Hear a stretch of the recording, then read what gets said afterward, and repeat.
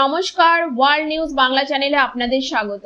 সম্প্রতি সুপ্রিম কোর্টে রাজ্য সরকারি কর্মীদের ডিএ মামলার শুনানি শেষ হয়েছে। শুনানি শেষ হলেও রায়দান স্থগিত রেখেছে বিচারপতি সঞ্জয় কারোল এবং বিচারপতি প্রশান্ত কুমার মিশ্রের বিশেষ বেঞ্চ। এই মামলার রায় কোন দিকে যায় সেই দিকে নজর রয়েছে সকলের। এরই মাঝে নয়া প্রশ্ন উঠতে শুরু করেছে। পঞ্চম পে কমিশনের মামলার কারণে কি রাজ্য সরকারি কর্মচারীদের সপ্তম বেতন কমিশন পিছিয়ে যাবে?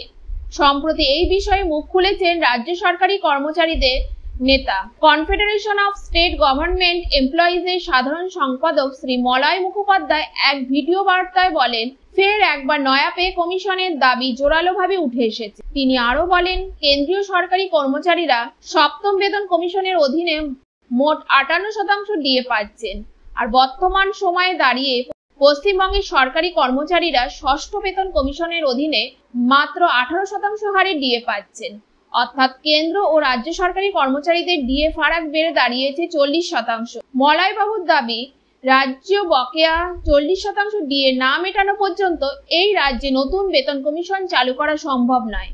তিনি আরো বলেন, 2026 সালের 1 জানুয়ারি থেকে কেন্দ্রের নয়া বেতন কমিশন কার্যকর হতে চলেছে, আর রাজ্যের সরকারি কর্মীরা এখনো তাদের ন্যায্য পাওনা থেকে বঞ্চিত।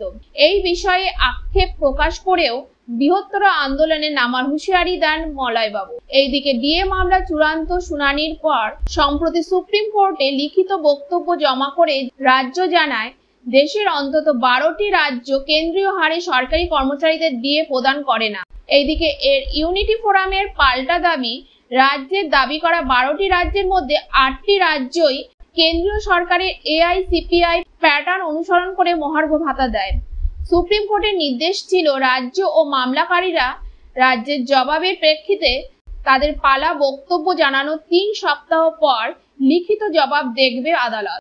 তারপর ডিএ মামলা চূড়ান্ত রায় সামনে আসবে। কালীপুজোর পর এই মামলার রায়দান হতে পারে বলে আশা করা হচ্ছে, যদিও এই বিষয়ে এখনো স্পষ্ট কিছু জানা যায়নি। পরবর্তী আপডেট পেতে চ্যানেলটিকে সাবস্ক্রাইব করে রাখুন, ভিডিওটি লাইক ও শেয়ার করে রাখুন, যাতে যে কোনো আপডেট আপনার কাছে দ্রুত পৌঁছে যায়, এবং আপনাদের মূল্যবান মতামত জানাতে ভুলবেন না। ধন্যবাদ।